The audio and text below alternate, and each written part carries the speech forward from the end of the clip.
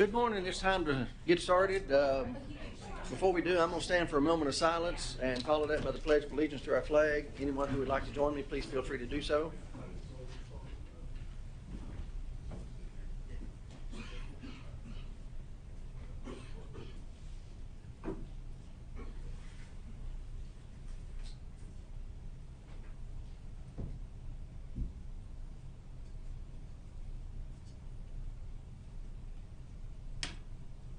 In the pledge.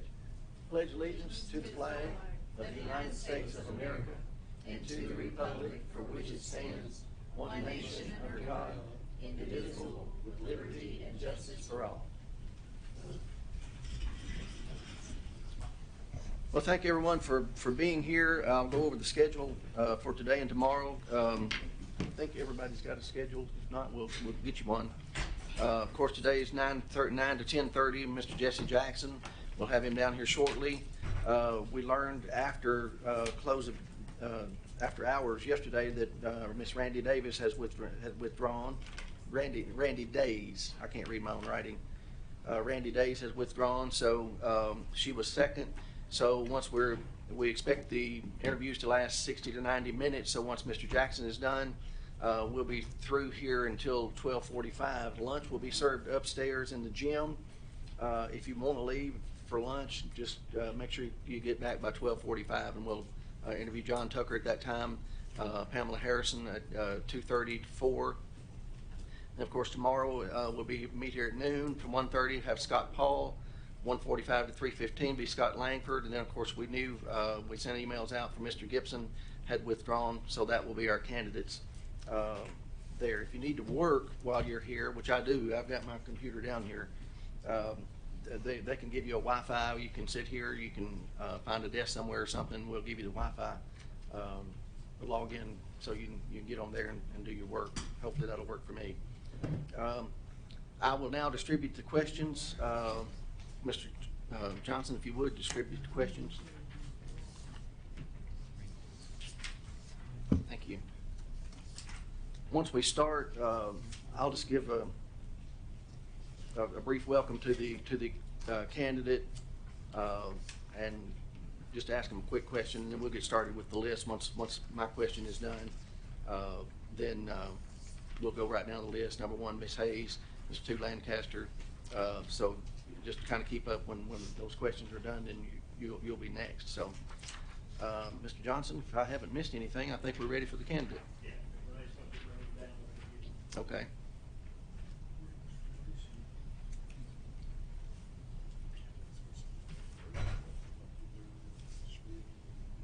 I'm going to get that started. Yeah.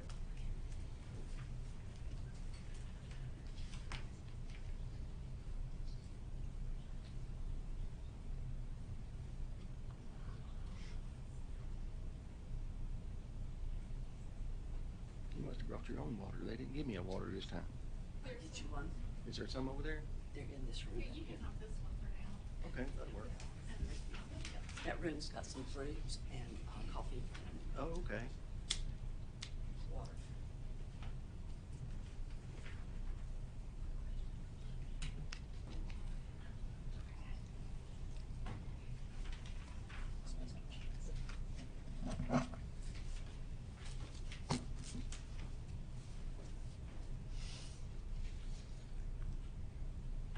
Mr. Jackson, this phone.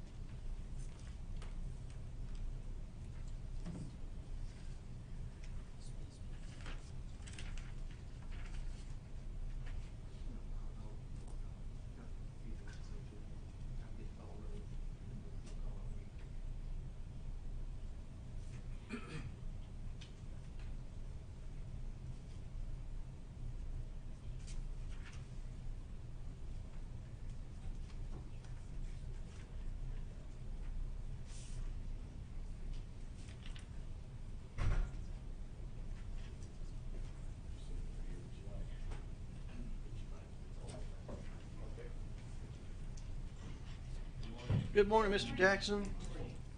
We want to thank you for your interest in the director's position.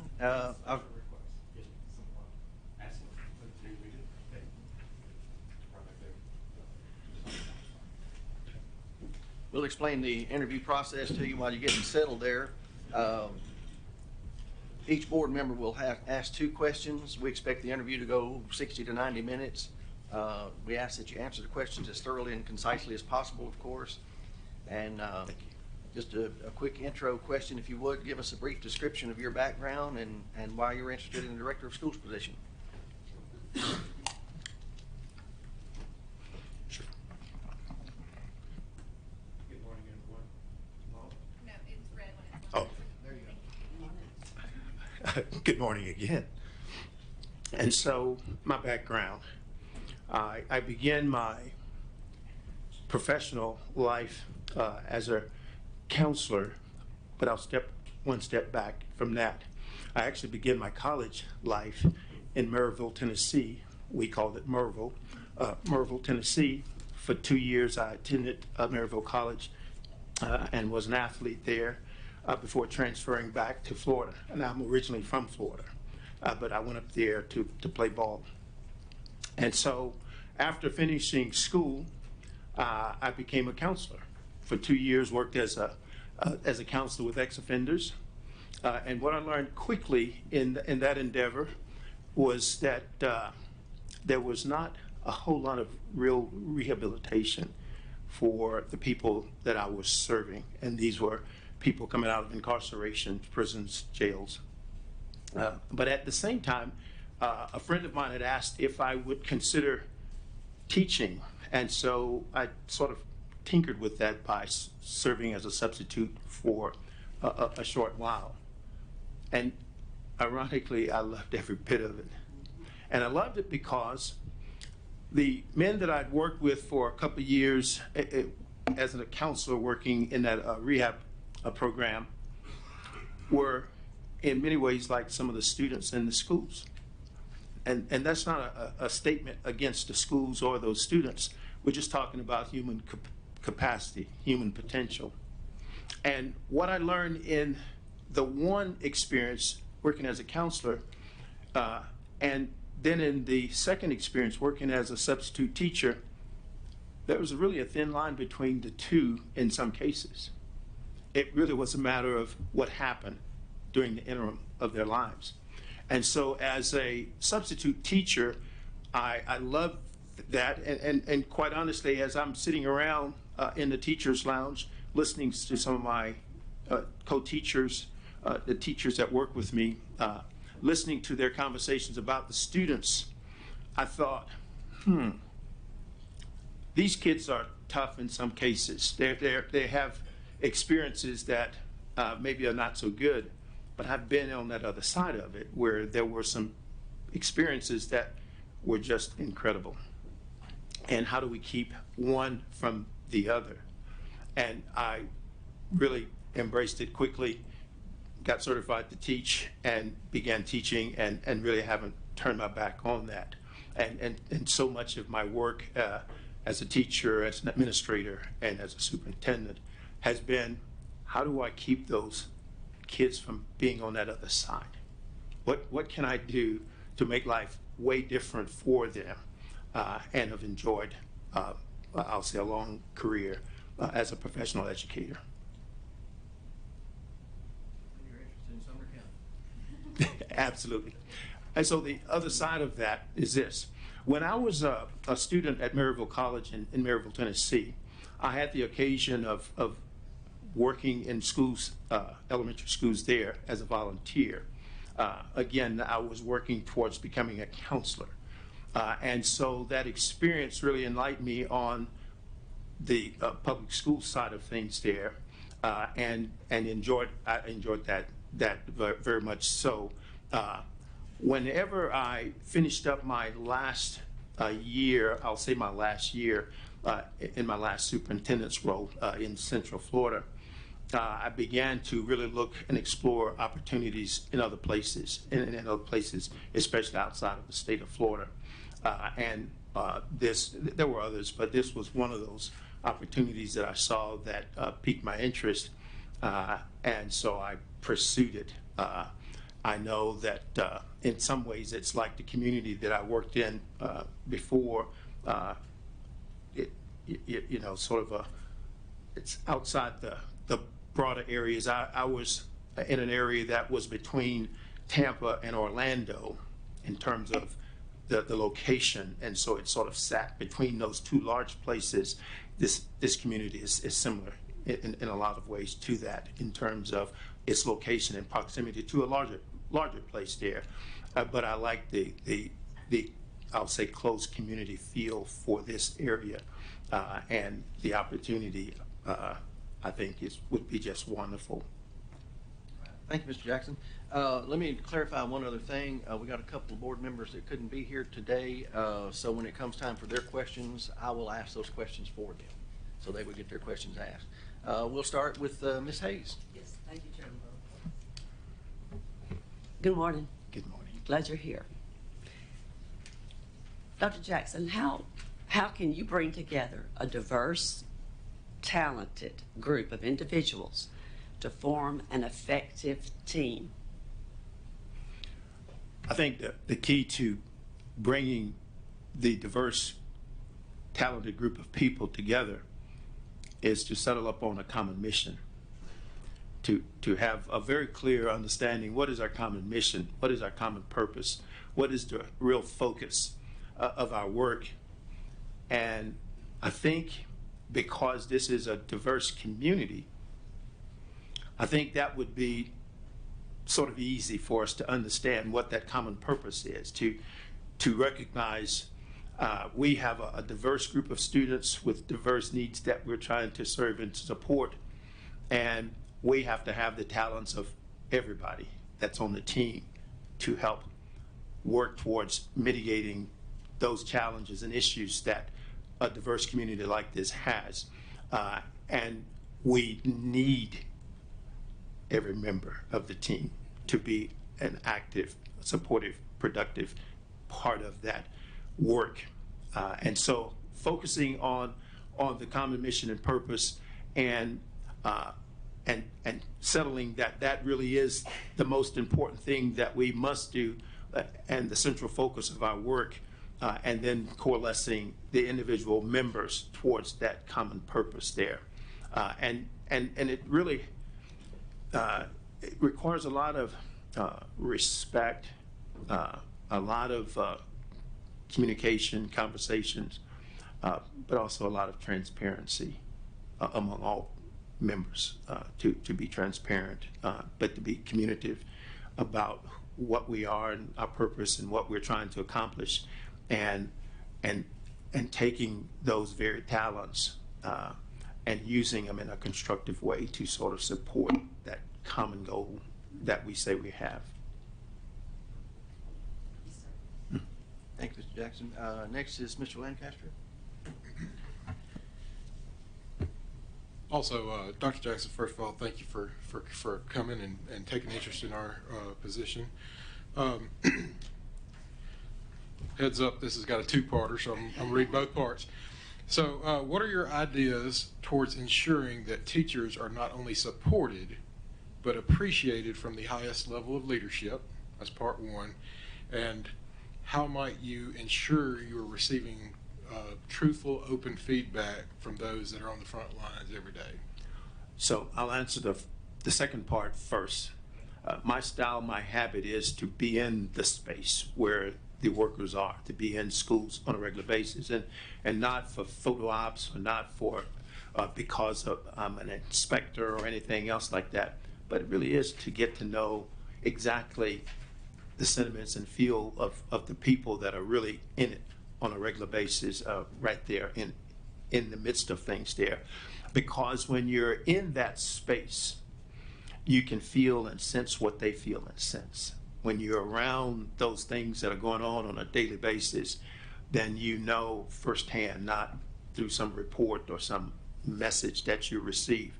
And so it's just my habit to be in those spaces on a I say regular basis, I mean regular basis there, to be able to support their work and to pay homage to the work that they're doing. And again, when people see that you're in their space and that you're with them, it's a whole different conversation than if they have to try to seek you out and find you. So what I did a few years ago, because I was really concerned, for instance, about how we recognize the work, the great work of teachers and staff, and we do it in ways that are meaningful ways, but I think it leaves a lot of room for progress, I'll say.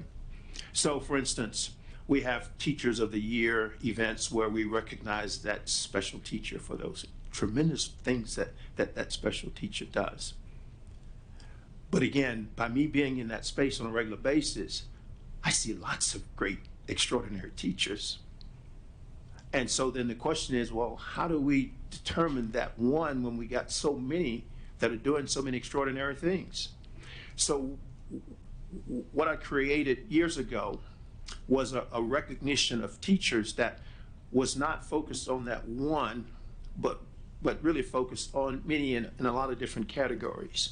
So in some cases, it was those teachers that were extraordinary in the use of technology, as an example.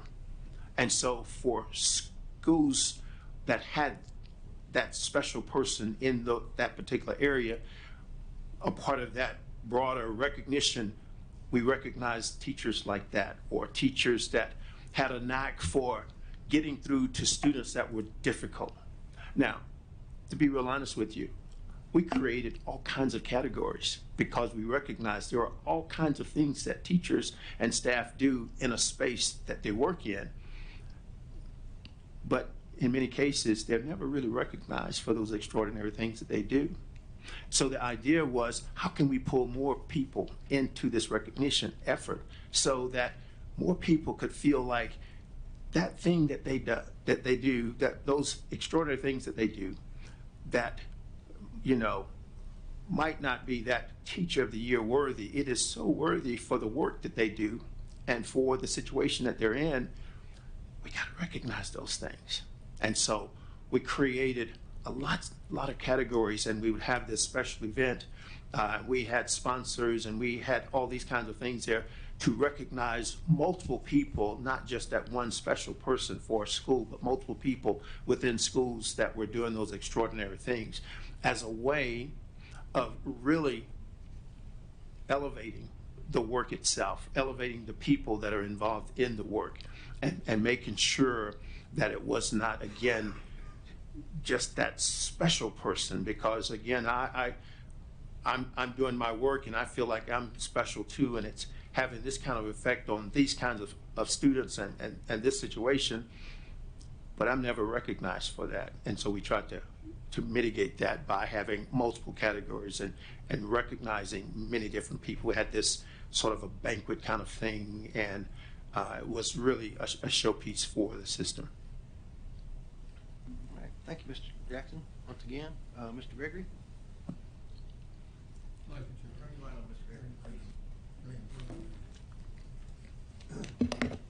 Good morning.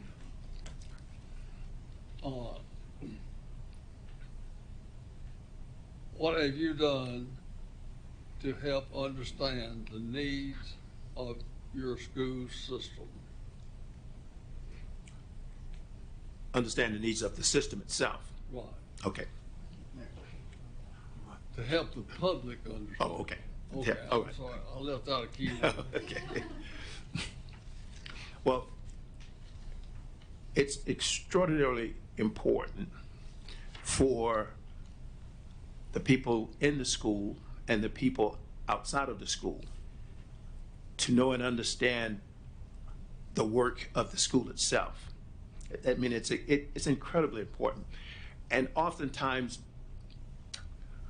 people are in their own space or their silos, and they recognize what they do in their space, but they don't understand all of the other stuff, and in some cases, maybe they don't want to understand. But when you're talking about public education, you're talking about something that weaves through a community in so many different ways there that you have to understand it is central to the health and well-being of a community. The public education system It is extraordinarily important. And so it's especially important that people outside of it understand, one, what is going on in it, transparency, critical, but also that they can get snippets and pieces of information to help them to understand what's going on within that system. It's good, and it's going to be good for us outside of the schools themselves there. That's really critical. It's critical from a business standpoint, for instance. So the things that are going on within the school that will help promote positive business for any community is critical, because those businesses are going to thrive because of the quality of people coming out of the schools, for instance, that are there to work to support those businesses. And even if it's fast food kinds of things there, it still is a quality thing, and it's really critical. For example, in fast foods, if we produce kids that are disrespectful, that are not timely, that don't have a sense of work or an ethic for work, and they go out and they're working in those fast foods, even in temporary capacities there, it's a reflection of not only the school, but of the community itself there, values. And so it is absolutely critical that we constantly open ourselves up and be transparent, we school now, to be transparent and also to be very communicative about what we do, how we do it, why we're doing it, and what can we do to make it better for you outside, because that is critical to the well-being of any community, the schooling. Yes. All right, next, Ms. Andrews. Good morning. Hi. Thank you for being here. Glad it's a pretty day today for us. My question is, think of a problem brought to you recently. What was the problem and how did you handle it?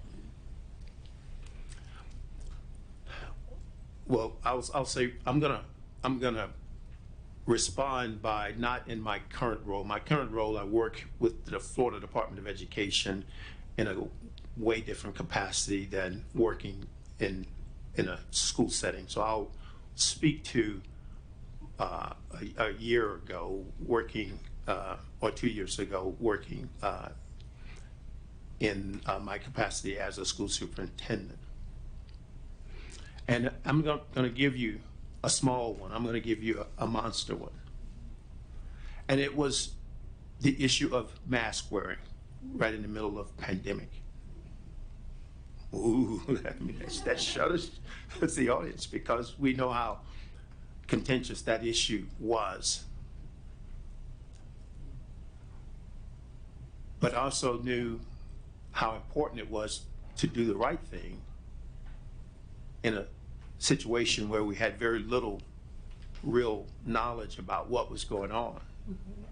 We had people saying this, people saying that, and the question is, well, what are we going to do? And so I had people coming and saying, why should we make those babies, young children, put a mask on? They're not going to, be able to handle that.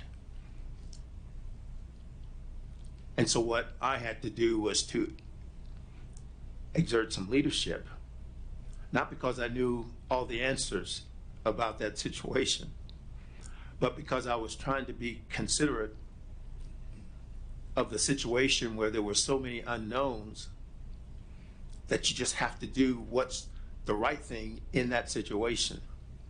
And so we, again, with our leadership team, we spent a lot of time talking about back and forth about, how appropriate is this for a young child? But also knew that young children were going home to grannies and aunties and other people that they might infect. And without having a lot of knowledge about transferring that from one person to the other, we chose to do several things, actually. One, we chose to have a system where we had a variety of options of how we were going to school the kids, so that nobody felt like they were placed in a situation that was bad for them. And so they had a variety of options with that. But in the options where they were going to be in person, in space, we were going to require masks. And for some people, they hated that thought of those kids wearing masks. Other people thought that that wasn't good enough. Everybody had an opinion about it, but what I had to do was to work with what was the most relevant information that was in our hands, and also create options for families so that they didn't feel like they were being put in a bad situation. And so again, was everybody happy? No, absolutely not. But given the circumstance, that was what I felt compelled to do in that situation. Mr. Daniels? Yes, thank you for being here today, Dr. Jackson.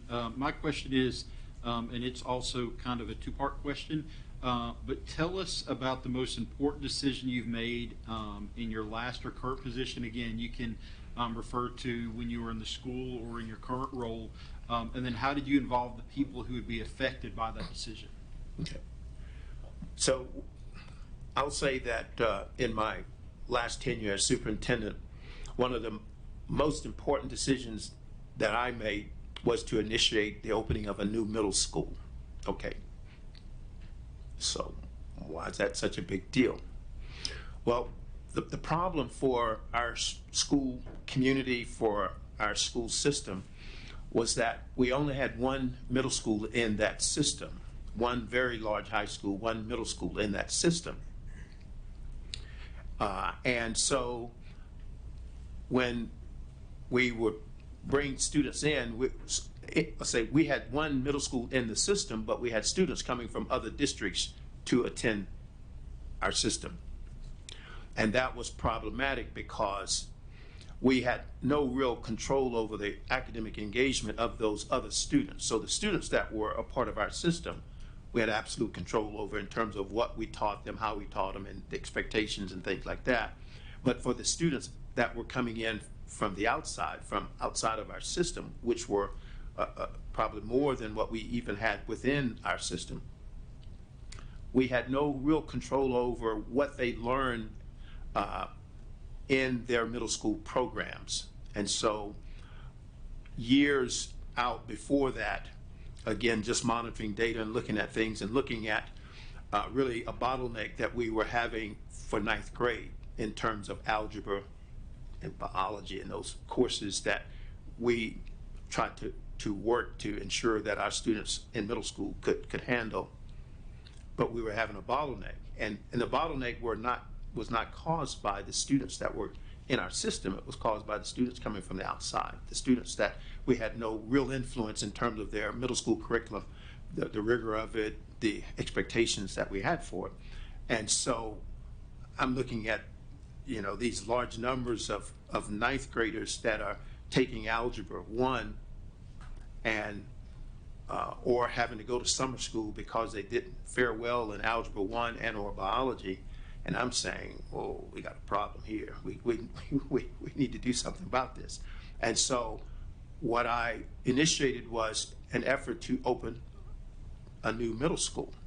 And at first it was like, well, Jesse, what you doing, man? Because that's a big undertaking, and it's a lot that goes into that. And how are we gonna deal with that?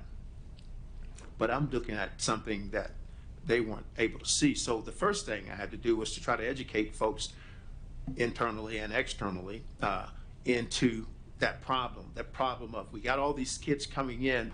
That's a wonderful thing. Our numbers were bursting at the seam in terms of the population of our district.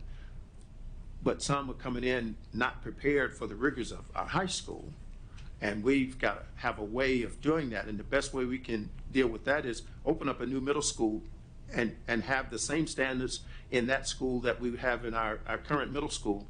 And that could address that problem, as well as prepare them really for the rigors of an accelerated high school program. And so it took probably a couple of years to get people to understand just how critical that issue was, especially if we were going to continue to receive students as we were receiving students, which is a great thing. And we eventually, I'll say about 4 years ago, opened up that middle school to start that process of serving those students. And certainly brought a lot of relief to the system, because now we could actually control academically what those kids were getting, coming out of our elementary schools, going into our middle schools, and then eventually going into our high school. Thank you. Mm-hmm. Ms. Hawkins? Dr. Jackson, welcome to Sumner County. This is a two-part question. Describe a significant change you initiated in your district or school, and tell us what evidence you have to show it was a positive change. How did you build support for that change, even in the face of opposition? So I'll speak to something that seems a little bit light, but it really is profound in a lot of ways. When I was working for the Florida State school system as a principal, as a high school principal, I initiated a change in terms of, when I first started as a principal, they had a system in place for student recognitions. And so the way that the system was set up, you would have a night where you would invite these kids that are going to be honored, and you'd have your 9th, 10th, 11th, and 12th grade students recognized at this event. And I attended one and said, we've got to change this because it's a problem. And the problem was, you go to an event like that, you're a 9th grader, you get your award, you and your family, you pack your things and you leave. 10th grader, you get your award, you and your families, you take off and you leave. 11th grader, you get your award, you take off and you leave. By the end of the event, who's left? Well, just your seniors. And just those that are gonna receive an award. You can hear echoes in the building, right? Because everybody's gone. And to me, that was so disrespectful to the honorees there, just in general.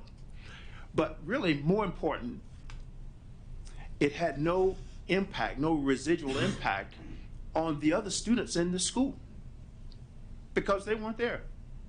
They were not in attendance of that event because it was a night event. It was designed specially for the ones that were going to be honored.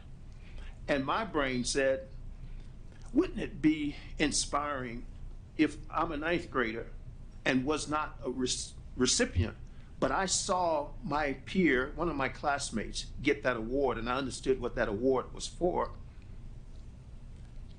And if I was a witness to it, maybe it would inspire me to want to do what that child did in order to get that recognition.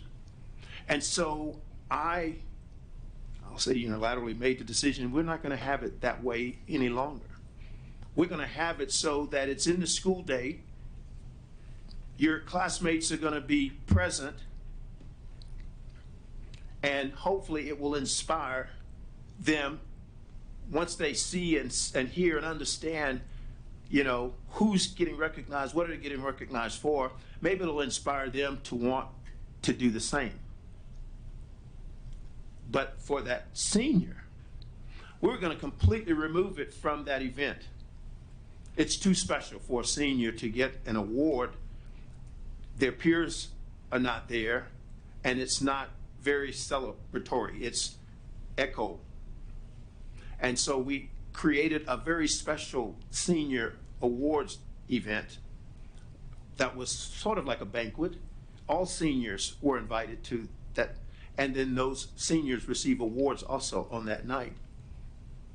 And so how did it impact the peers? Well, I had at least one of my faculty who was just an outstanding educator, just an incredible educator. I'll even shout out her name, Dr. Singh, outstanding educator.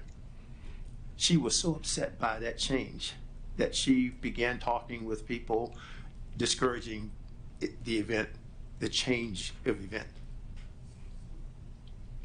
But it was clear by the impact that it was having on our underclassmen students, their presence, and it was inspiring to them. And so it became just an outstanding event the day when, with all of the classmates. And then certainly that banquet was just like off the chain. It was just really something special. The affirmation that I got was from Dr. Singh herself.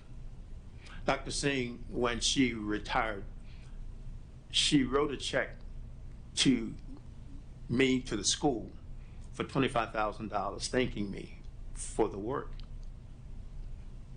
Now, what I didn't say was, I had a conversation with Dr. Singh, you know, having learned about the things that she was doing to sort of undermine what I was trying to do, but not a disrespectful conversation with her, because I had too much respect for her as a professional. And we had a conversation about it. And first her response was, well, who told you that I said these things? And then she immediately said, well, I guess it doesn't really matter. But what really happened after that was the check for $25,000 that she gave to me on behalf of those kinds of things there. And so when you change things, sometimes it irritates people because they've gotten so used to doing things a certain way. But you gotta have a real good reason for making a change like that. And so what's the residual of that? Well, you want that, in that case, you want the change would be to have an impact, a positive impact on other students. And it did, it certainly did. Mr. Lancaster?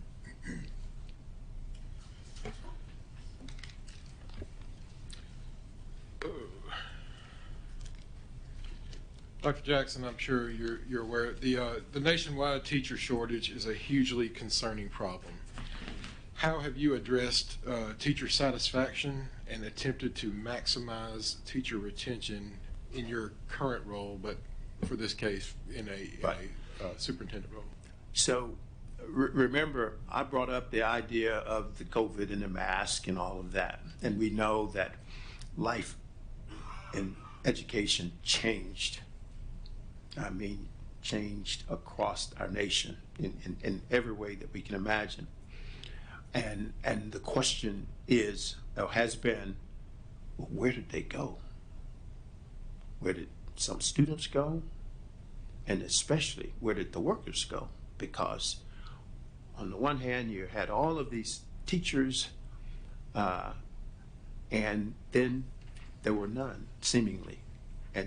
And of course, we monitor that in the Florida Department of Education. We monitor school districts, staffings, and teacher shortages and things like that, and have programs and initiatives that we do. It's about what I shared earlier about recognizing the work of the different people and coming up with ways and strategies for how do you make them the center of things there. And I said we came up with categories for recognition and things like that. I don't think that's a cure for teacher shortage, but it certainly helps to understand that these people really do care about me, excuse me, care about me enough that they want me for more than just to plug a hole, for instance, more than just to fill a gap that they have in a school or a classroom. They really want me because they respect me, they respect the work that I do. And so what has to happen everywhere is there has to be more respect and attention shown to the people that are in those spaces. And not because the state says you have to do this, or the district says you have to do that, or the school says you have to do that. Respect that considers what they think and feel about it. I'm talking about the teachers and staff, what they think and feel about it, because I could say, well, really, the reason the teacher shortage is, I could give a lot of reasons, excuses for why I think there's a shortage. But if one of my thoughts is not about, well, maybe some of these folks felt like they were placed in situations that maybe weren't safe for them. And what can we do to deal with that? See, when those things happen, they created a mindset, a framework that people work from. And then they moved on with that framework. I said in my previous conversation with you about, I said we came up with 3 different opportunities for people to work. I said for students to attend school, but it was also for people to work, so that they would have options.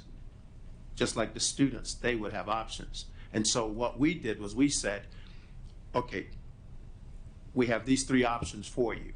What's your pleasure? I'm talking about the adults now, not the students or families, but the adults. What's your pleasure?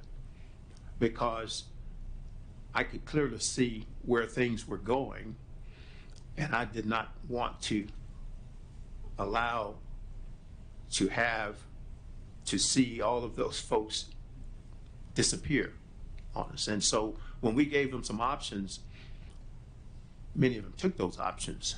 And in some cases, they wanted to do a virtual versus an in-person. And we, like everybody, we had to shut down classrooms and shut down schools periodically during that process there, because there was an outbreak here and an outbreak there, and we were having to deal with that. So expressions of sincere concern, support, and initiatives to really reinforce to the people that you're trying to win back over into the system that you really are concerned about them, and not just trying to fill a hole with them, fill a gap with them. It has to be sort of a starting point, and doing everything to help reinforce that understanding, that notion that, hey, look, you're too important for us to treat you anyway, but with the highest level of respect. Interestingly, it wasn't just teachers, medical professionals. I mean, I have a daughter that attended, did her residency over in Louisville, Kentucky, and so I've spent time up through this way with her, and another cousin that's a nurse practitioner. I mean, so for different professions, there are people that have made decisions how they're gonna address their future work. And what we have to do is to be very open and sensitive to what they do, how they do it, and what they're thinking about, so that we can try our best to accommodate what their needs are in order to deal with this.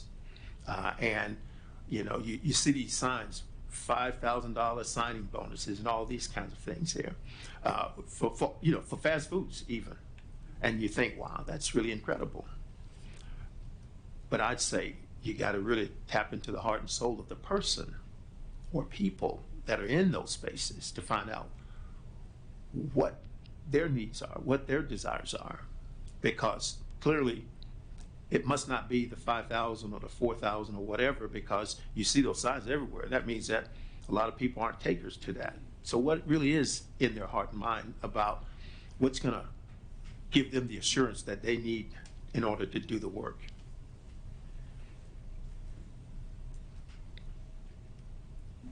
Next question is from Mr. King. He wasn't able to be here today, so I'll read it for him. Our district is fiscally dependent upon the county commission, how would you propose gaining their support of the school budget? As I said earlier, one of the things that I said earlier was that for as many that would somehow see it being the school system separate from other entities like the county, like local business, it ain't separate. It's all together, really. And isn't it interesting how when you have great schools, people want to flock to those schools from places away, right? They want that because they want their kids to have the benefit of the very best. So, one, there has to be absolute transparency. I know that quarterly you have a report that the director signs off on with the county regarding funds and budgets and things like that, which is great transparency. I mean, it really is important. But there has to be continual dialogue because, again, we can think that we're doing a great job, but we can also get feedback, advisement, a different story maybe, from those external to the schools to find out what their thoughts and perceptions are about what we're doing, how we're doing it, and what can we do better or to make things better. Again, I'm a strong believer. The quality of the schools is a good indication of the quality of a community. And what we have to do is constantly work on making schools great. Not just better, but making schools great so that it ups the game in terms of what our community's reputation is all about. That people want to move and to be a part of that. But there are other things that go into play as well. You gotta have housing that's for families that are middle income kind of families. You gotta have, there's a lot that goes into that, but that open communication, that open engagement, that transparency is really critical between the county and the school system itself. And again, what we have to do internally within the system is constantly work on improving the work that we do so that we can produce the absolute very best graduate citizens. Ms. Hayes. Yes, thank you, Chairman Brewer. Dr. Jackson, explain how you would develop a school system budget and tell us who you would involve and how you would involve them. So the good news is that when you have an established system, you don't have to necessarily start from scratch with anything. But oftentimes priorities change just because circumstance and situations change. We were talking about teachers just a moment ago. When you don't have the teacher group that you need to have, you have to do something to address that. And so that would be an example of situations changing where you have to see whether or not that's a priority. So back to your question, how would you establish a budget? Well, you establish budgets based on a set of priorities that you have. Okay, so you have X number of priorities, and then you begin to say, okay, well, where does this priority fit into the full scheme of things? So where does this priority fit?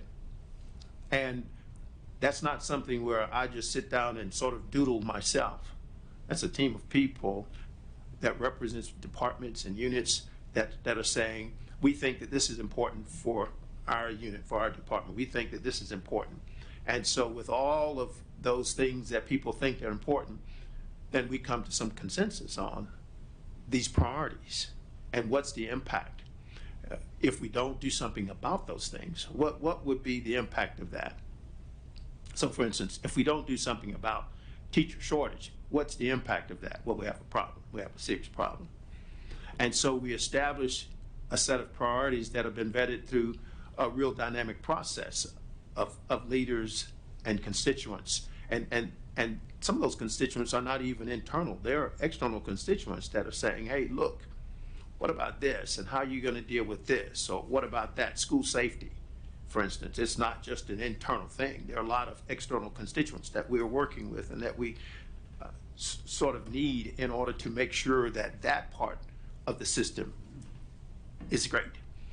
And so, again, it's a dynamic process of getting the stakeholders involved, establishing your priorities, and then begin to allocate your resources to what those priorities are.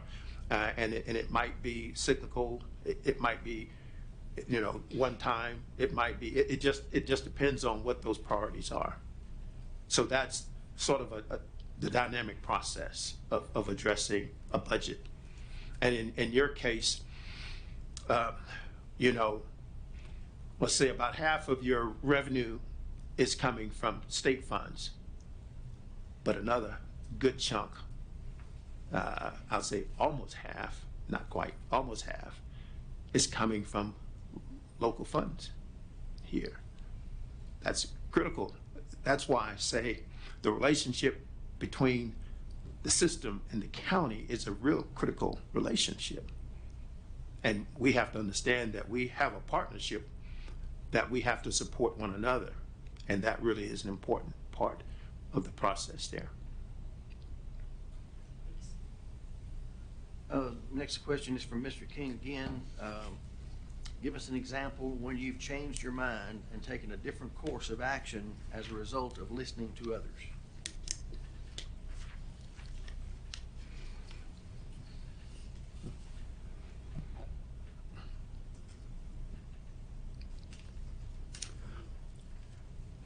I had a situation where I was working with one of my administrators, one of my school principals.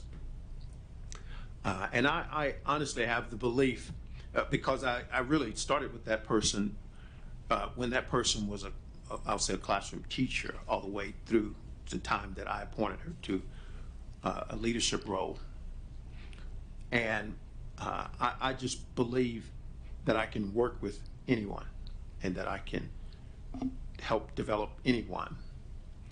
The problem was that other team members weren't feeling quite that way, and were feeling like the person was creating some challenge, not just for themselves, but for others. And it became sort of unfortunately, an issue. And so, listening to the team and really trying to make sure that, one, I didn't abandon that person. I made a decision to transfer, to move that person from the role that person was in to a different role. Now, again, in a small community, that creates all kind of stir. But I know deep down within my heart, everything that I could do to help support that person and work with that person through, really from the time that I first brought the person in up until the time that I had to transfer that person to a different role, everything was done, even though some of my team members didn't feel like, I should have waited so long to make that decision. But I would have done it with either one of them as well. I wouldn't have done it anywhere different, because it was an investment that was important for the person, but also for the person that school, the school that person served, as well as for the team itself there. So it was probably holding on too long without making that decision for transferring that person to a different role. And then, again, overwhelmingly, the team felt very different about that. And so eventually I sort of went along with their recommendation.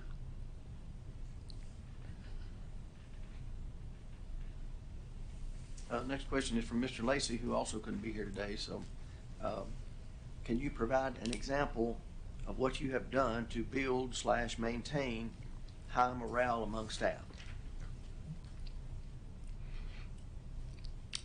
I can point to several things that I think are extremely important.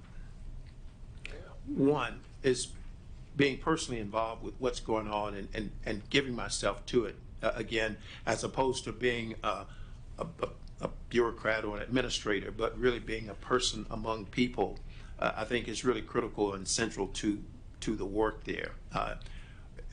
You can be a manager, but it's better to be a leader, in my opinion. You could manage things, and your manager label can be all over everything, but if you're not really leading the charge, for instance, then it doesn't carry the same weight.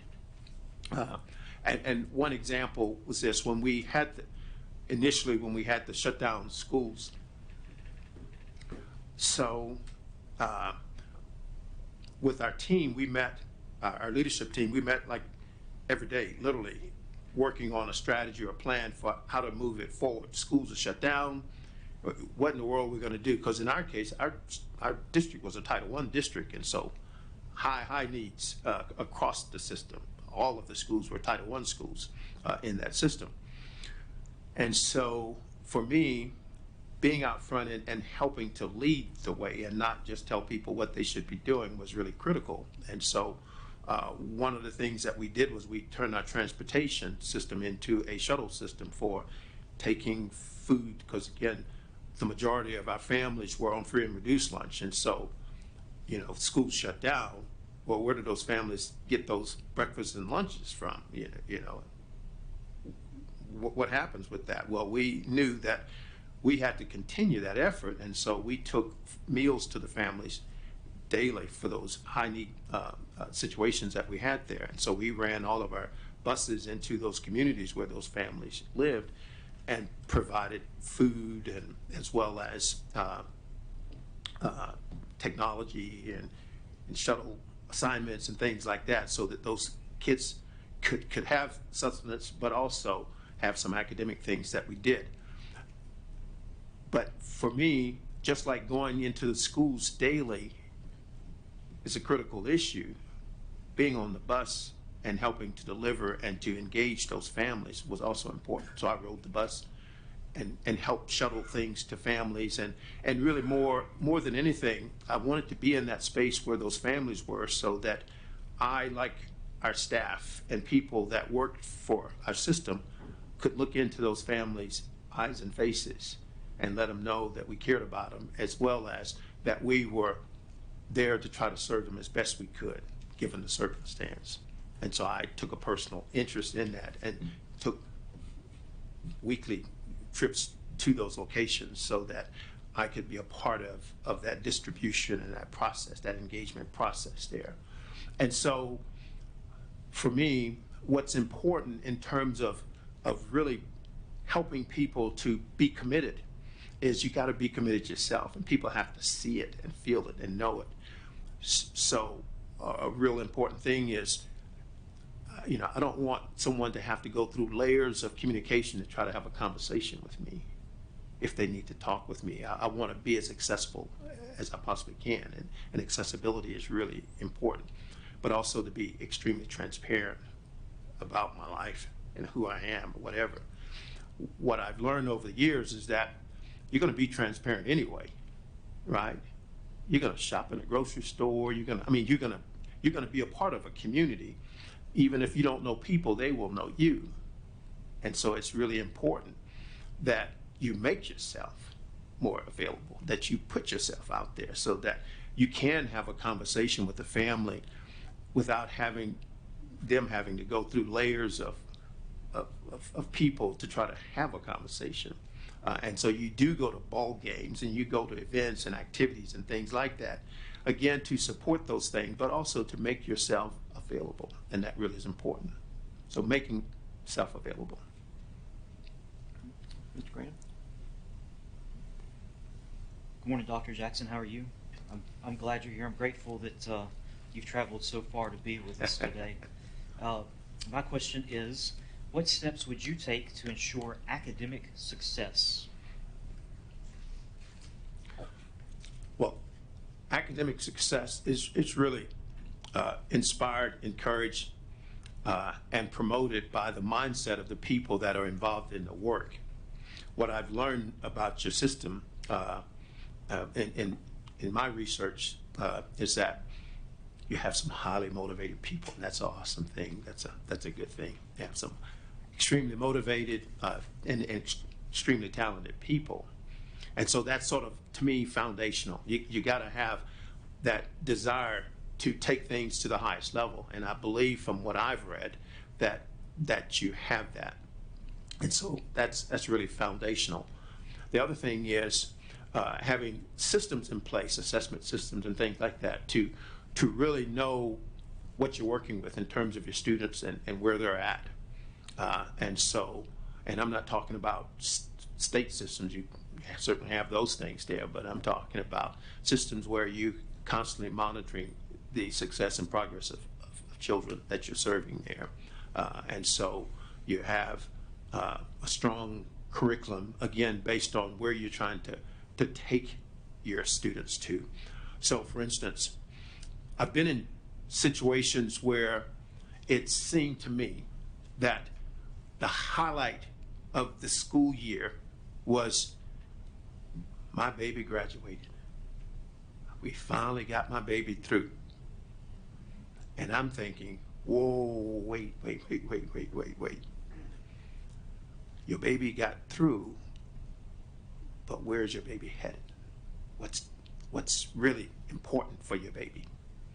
It certainly is not just getting them across that threshold that we call graduation, because if that is the case, then we're going to be in trouble, right? Because they crossed the threshold, but then what happens after that? So what we have to do is we have to have a robust system for taking kids beyond the graduation into a future. In some cases, that future might be they're in a program within the system that's preparing them for work like right now. Good deal. That's great. That's an opportunity there for the community to have one of our outstanding graduates that's going to be able to support the growth and development of the community like right now. But in other cases, the graduates are going to go off into additional training because maybe they were in a STEM kind of program or something, and that program is preparing them for something, but it's going to require more training than what they've received so far. And so you get them prepared for that. Or they perhaps have a desire to go into a university so that they can really advance their studies in certain things that will take them on. And it might be that they might even be taking some of those courses while they're in high school to prepare them for that. But again, there's got to be this understanding that we got to go way beyond just the graduation point, and we got to have things in place where students have a good sense of that, really probably beginning when they're leaving 5th grade, going into 6th grade, in that middle school era, that they began to formulate some real plans for what they want to do, what they want to be, and then the system is designed to help support that. I was really fortunate with my middle child, Caroline. When she was 4 years old, she wanted to be a doctor. Caroline's a doctor now. That began at 4. Unfortunately, it doesn't work that way for many students, right? For many of us. And so you got to nurture that. But if you don't have good, strong, solid things in place that's nurturing that, they'll never get to that threshold or beyond. And so we have to, one, have a good, strong system for helping the kids to figure out some things, but then we got to help them, go way beyond that. We got to get them prepared for something way beyond just graduating from high school. In a lot of communities, there are lots of kids that have graduated from high school and they're at home doing nothing. And that's not what we want. We want them to be vibrant members of the community, supporting and serving the economic base of that community through structured work. And so that really is important. So there are multiple tiers of preparation that we have to have in place in order to serve students at the highest level. And it begins with, one, having some solid people with some expectations that are way off the chart and taking kids to those levels. All right, Mr. Daniels. Yes, thank you. Can you describe your experience in developing, implementing, and/or evaluating an instructional program that has improved the educational achievement of students?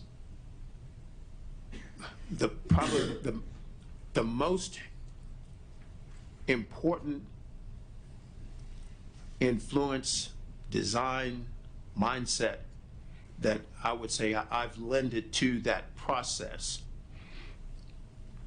was really in my last tenure as superintendent.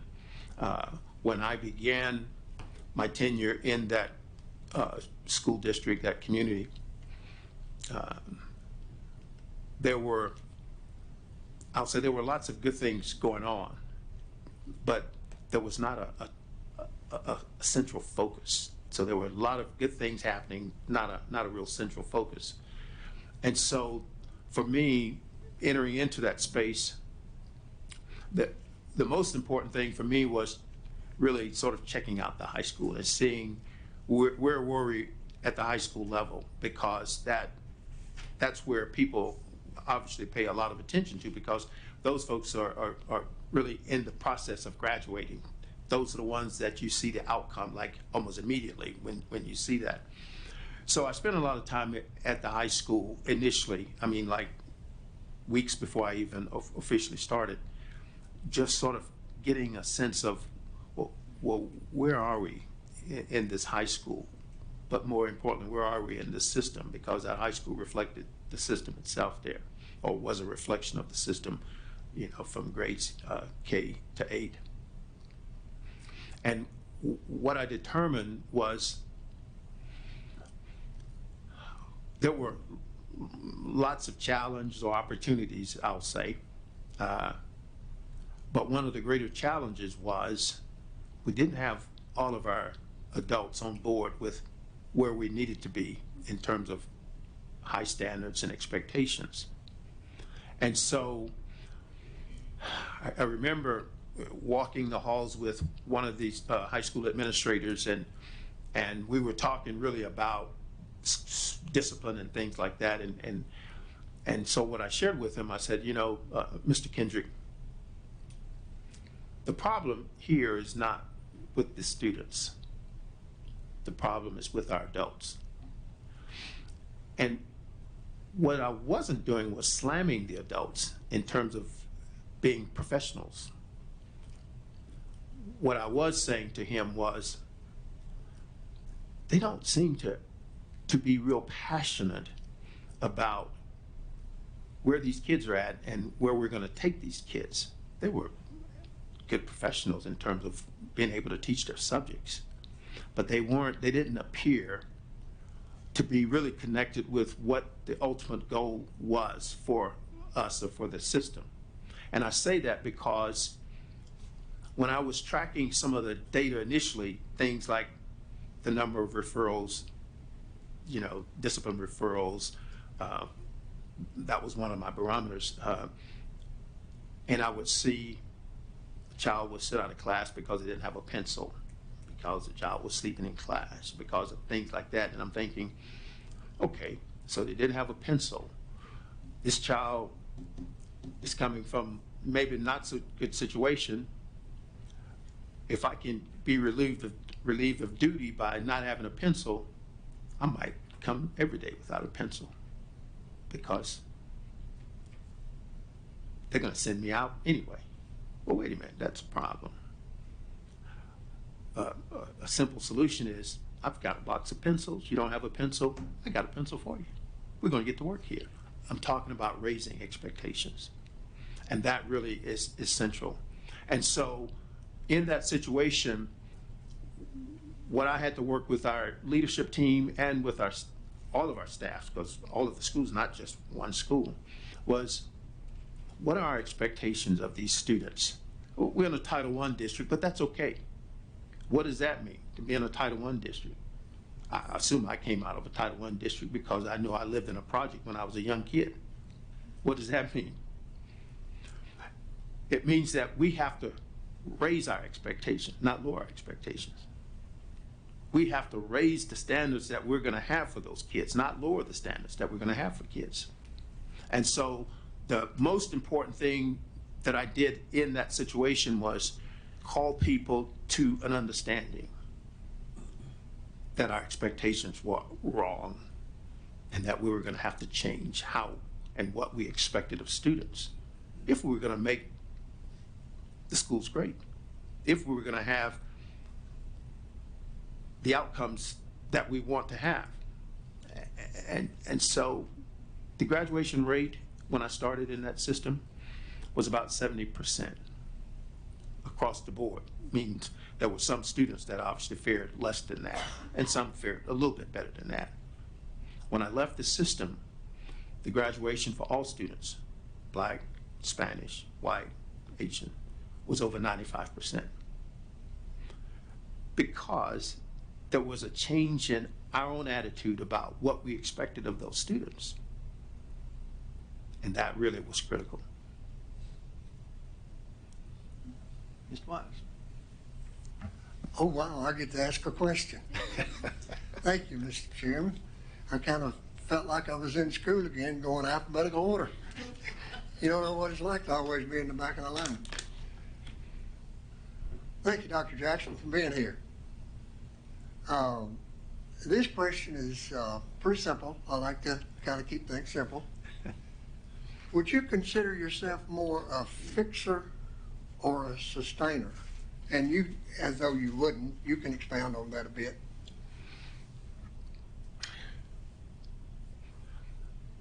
Well, I consider myself to be a visionary kind of person. And that didn't answer your question yet, right? But I consider myself to be a visionary kind of person. And as a visionary person, you have ideas that you think, if they came to fruition, it could make things great. So that seems to lean towards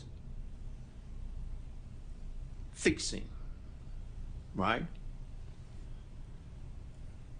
But I also have a very keen understanding that when you have systems in place that are excellent systems, by golly, you better not mess with that, because you would do more to create harm or injury to something that's good.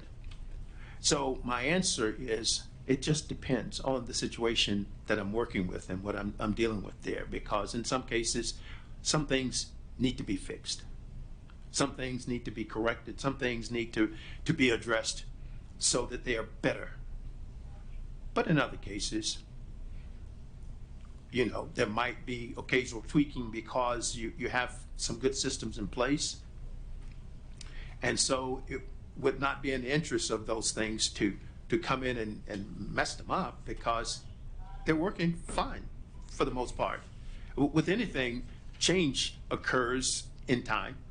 And so you certainly have to address those periodic changes that you have to, but in some cases you want. So I'm going to say that it just depends on the situation, and you have to act accordingly, I believe. This question is from Mr. Lacey, glasses on. Do you think it's appropriate for school employees to also serve as county commissioners?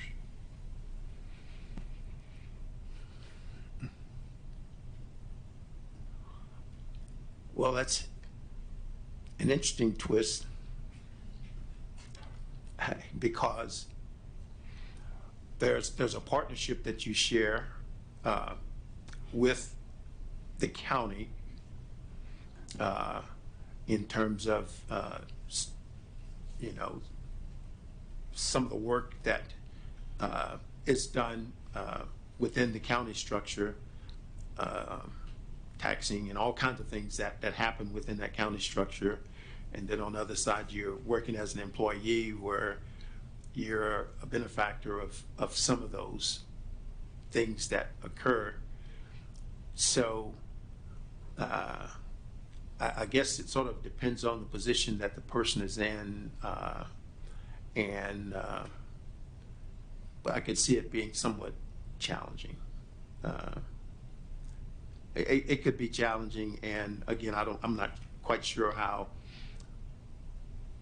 your local law is relative to that, but I could see some challenges there. All right, Ms. Andrews. Yes. What does your strategic planning process look like to ensure decisions are delivered in a timely manner? Please specify what tools and resources you use as well as who you involve in the process. So for strategic planning, it really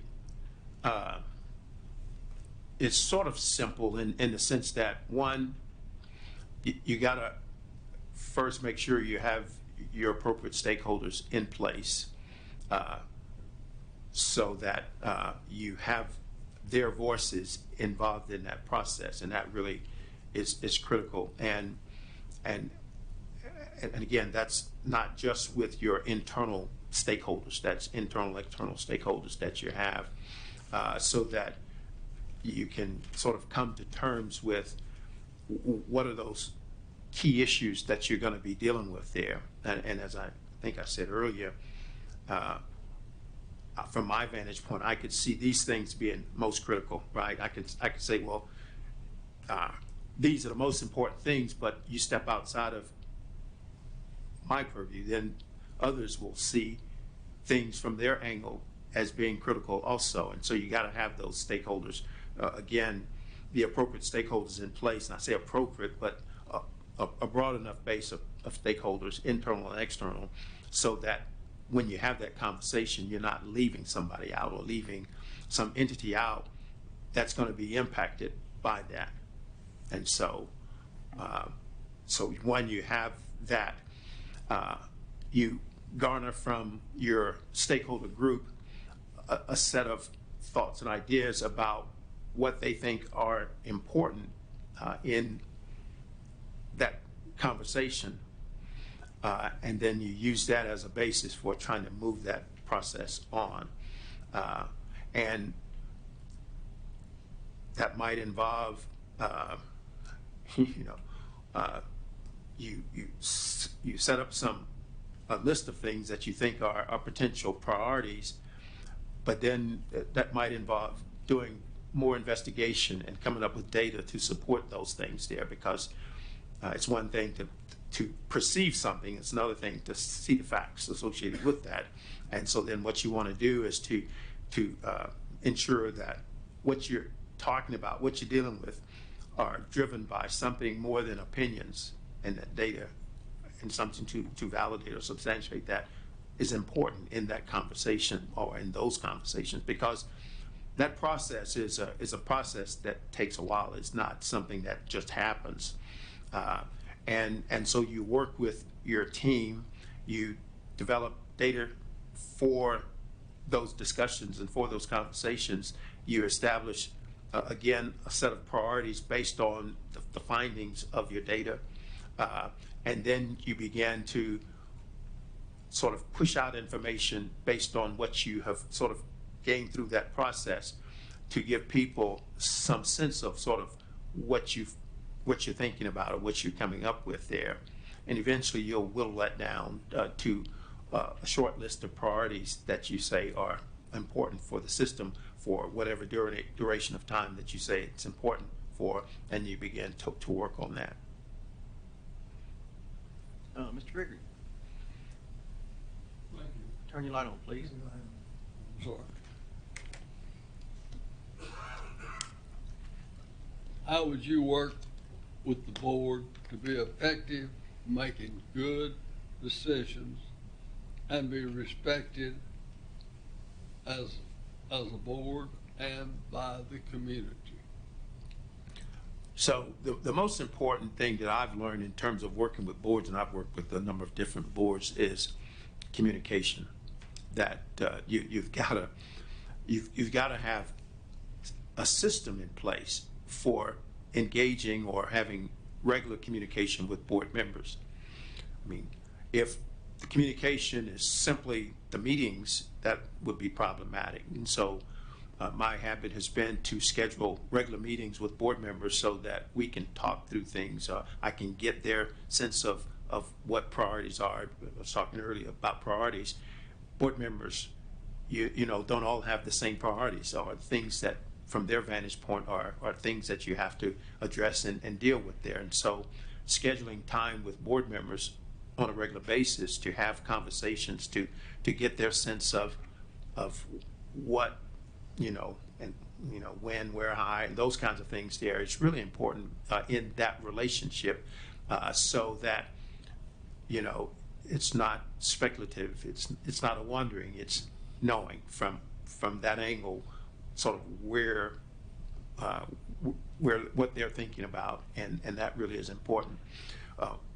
What I used to do is I would have these meetings with board members, and in some cases they weren't, you know, meetings, but have these times when I'm spending with the board members, gaining their insights or understandings or their conversations about things. And then what I would do is I would create what I call talking points. That was a collection of ideas from board members. And these talking points were, in some cases, sort of the foundation for goal setting and coming up with trying to move some things forward. But it was really done through having meetings and conversations with board members individually so that I could sort of get a sense from them as to sort of what they saw in terms of the system itself or specific issues within the system. And I would create what I call talking points. And then those talking points would eventually evolve into a set of goals that we would sort of work through as a system. Mr. Graham. What would you consider to be the most significant outcome of planning that you've been involved with in a school or district?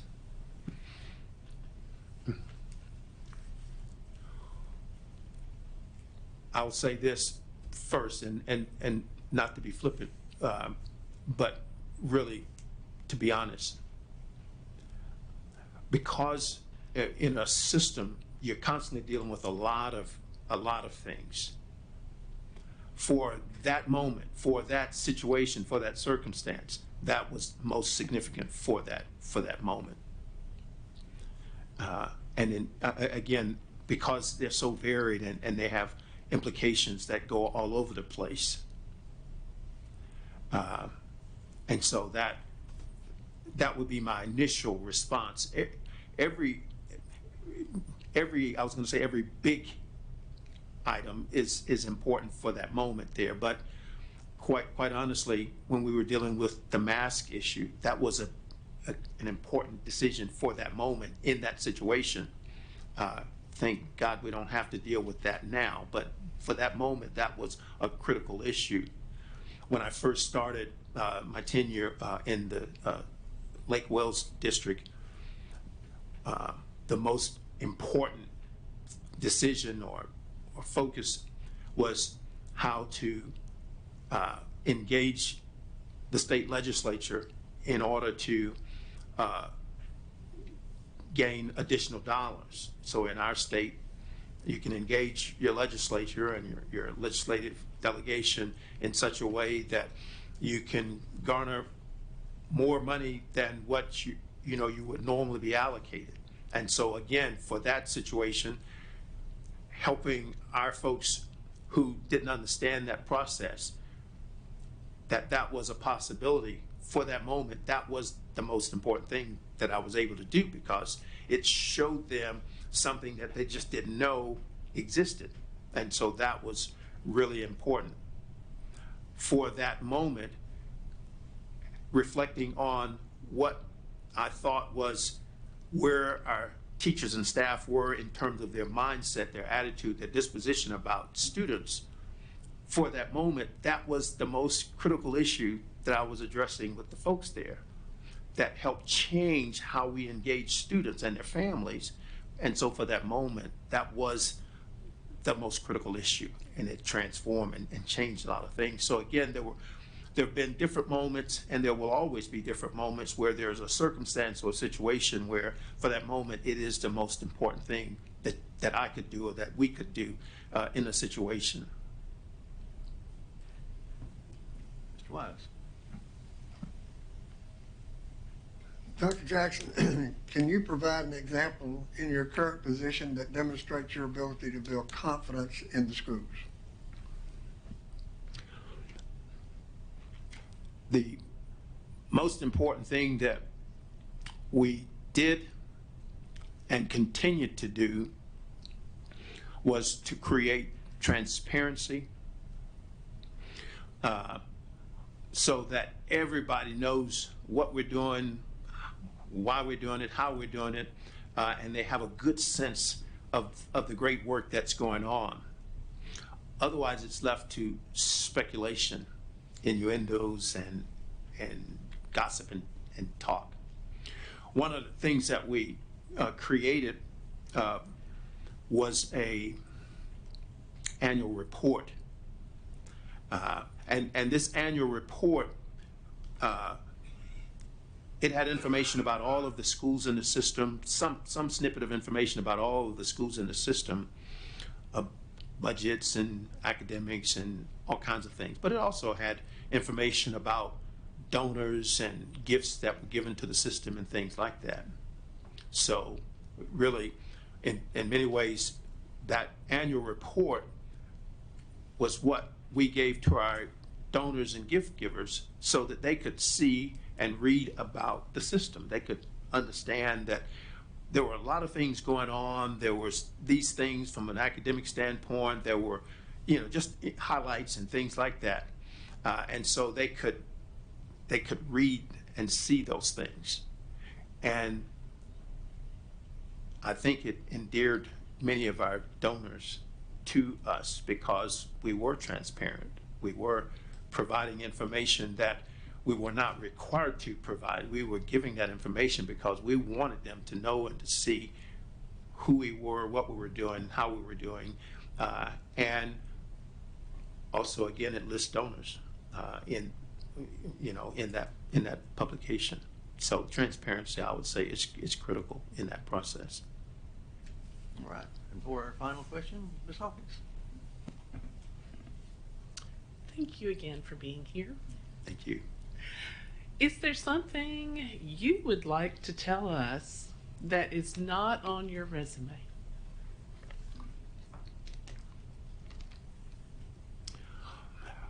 I don't have any information on there about the beautiful wife that I have, and she is really beautiful.